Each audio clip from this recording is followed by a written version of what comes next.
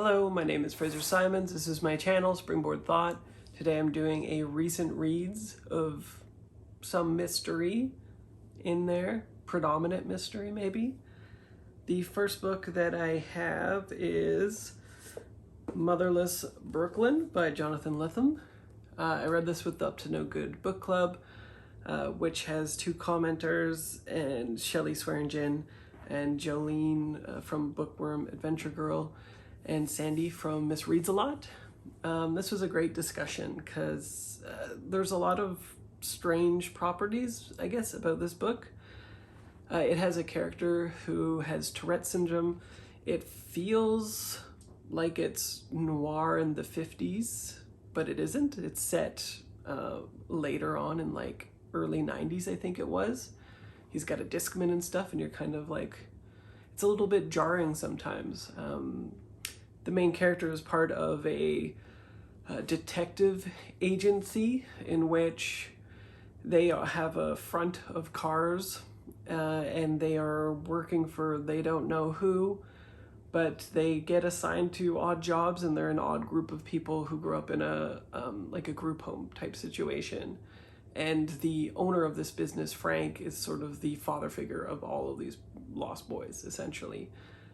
It opens up with him, Frank, going to a strange deal, getting caught up in something bigger than anybody knows, including his peons, I guess, like the people he keeps intentionally in the dark, maybe for their own good, maybe not.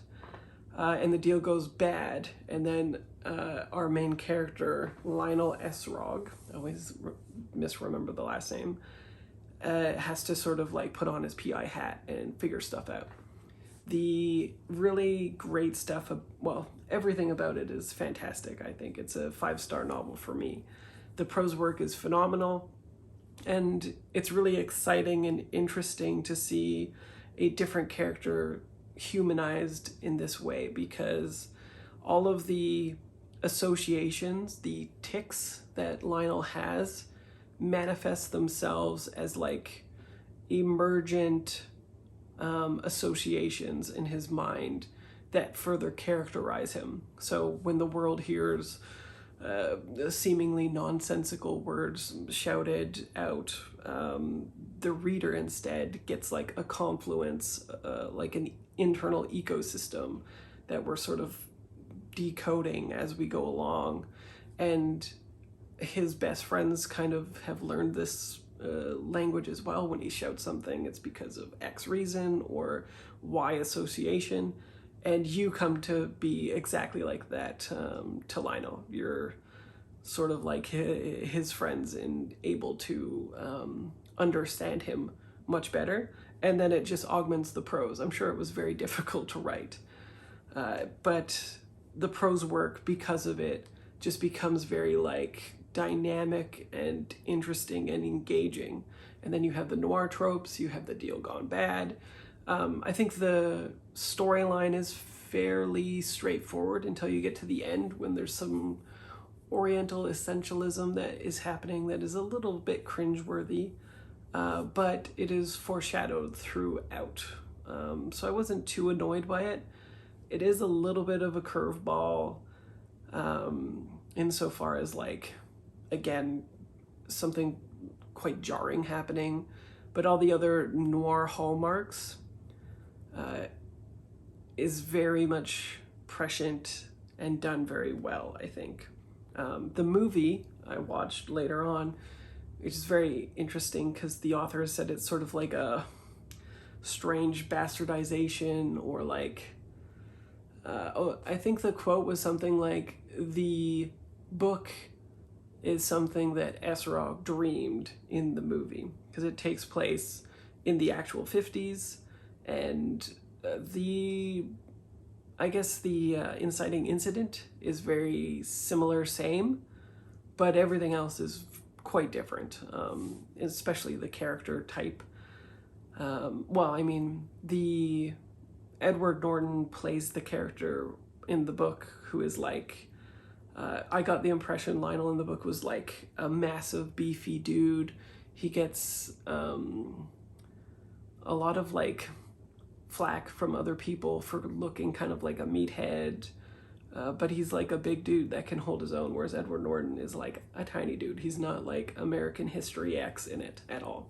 So it's just really interesting. If you're a fan of either of them, I definitely would pick them up. They play to each other's strengths.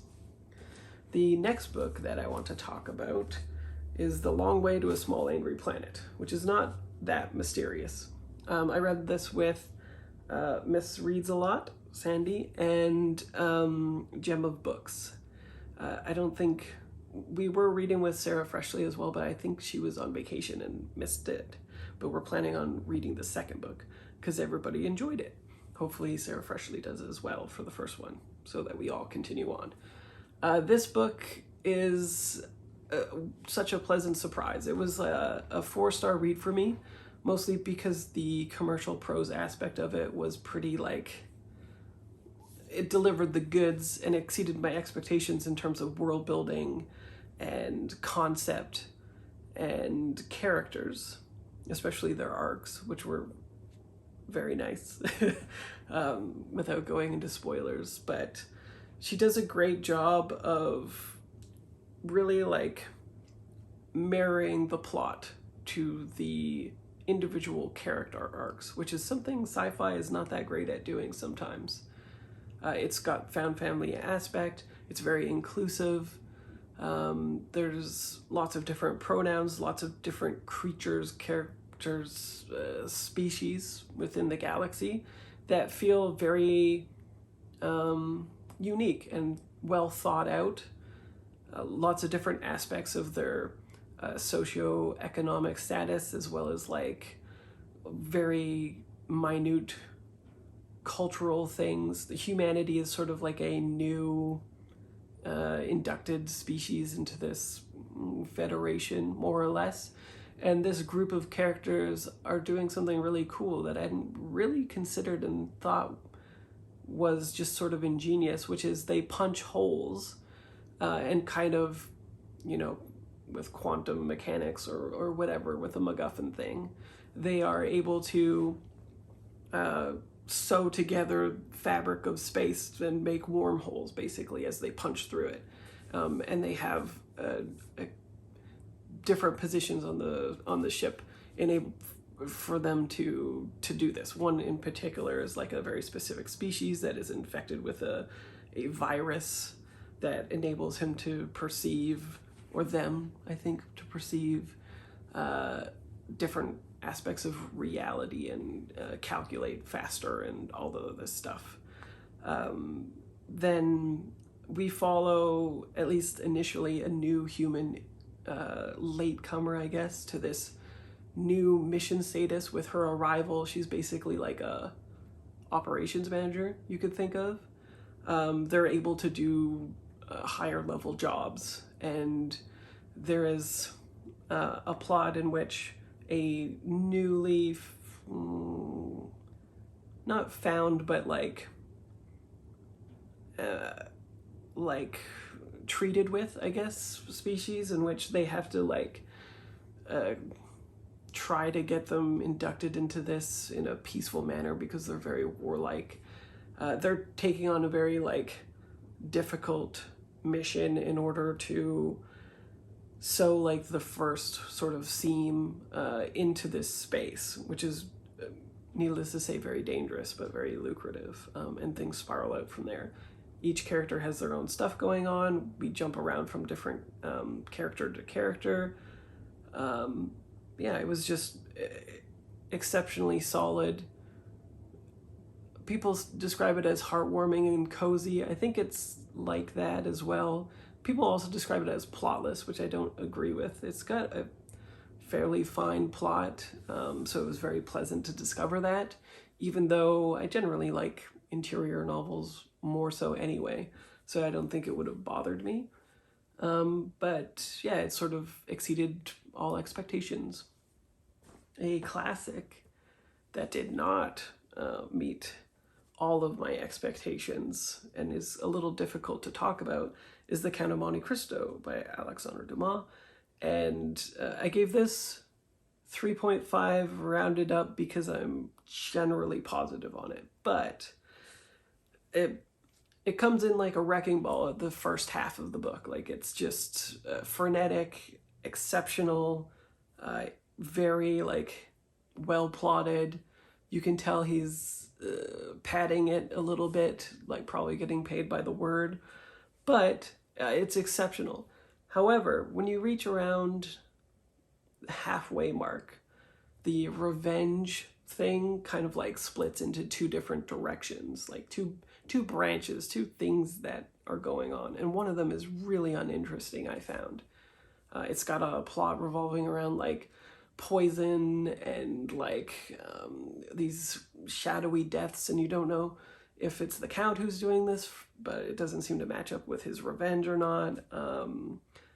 And it's quite good at sort of holding a foil to him and characterizing him in different circumstances, which is probably why it exists in the first place. But it is just so padded. Like, it's a solid extra 300 pages or something like that, that it could have been really, really truncated and I would have been happy. It got to be a little bit of a chore, and that's unfortunate because the first half of it was just completely flew by. It was like slicing through butter. Very great narration too. I think it's like a Scott Brick narration, who's like, if it's a heavy hitter book, then Scott Brick probably did it. And yeah, I actually think that like maybe the abridged version would be a 5-star novel for me, possibly. The ending was a little trite as well, but it also had a little bit of a curveball, so I was generally on board with it. But yeah, my overall macro impression of it was like smooth sailing, and then some choppy seas whenever we were switching over to this other timeline stuff. There's already a lot of characters to keep track of, and I think the main revenge thing is quite meaty enough anyway. Count of Monte Cristo as well was a buddy read with Gem of Books and with Alice from the Giant Bookshelf. They didn't quite finish it in time. I think I finished it in like 3 weeks instead of 4. And they're still going along, and I bet it's because of those choppy seas after the halfway. I don't know, we'll have to see what they say when they talk about it, but that's my guess. And next, another mystery. Claire DeWitt and the Bohemian Highway, which is the second book in the series. I gave this 4 stars. This book, I would definitely recommend people read in order with the series. Some mystery novels, you can kind of just pick them up whenever. Although it might be kind of interesting to pick this up first because it does have a portion in which it jumps back in the past and we learn a lot more about Claire DeWitt, which is only alluded to in the first book. However, those sections were actually not as delightful, I guess, or as meaty as I was hoping that they would be. The main Bohemian Highway plot is perfectly fine, and I enjoyed it. It's very nice being with DeWitt again because I just find her, I don't know, something like enchanting. Like I likened her to Dirk Gently on the Netflix show. Like, she's just kind of off kilter, but likable in a charismatic way, smart, but sometimes lets people think that she's stupid. She's got like this very like strange mystical Zen thing going on where the mystery is always about her and not other people. It's like a French philosopher book that has taken over and colonized her life. And so when it retreads that ground, I think it's just not as strong. However, it is still definitely exceptional and exceeded my expectations overall. And I did go on to read the third book already, which I also liked. So it was definitely great picking this up. And that's my week in mystery reading. Feel free to comment as usual. And otherwise, I will see you next video. Thank you for watching. Bye.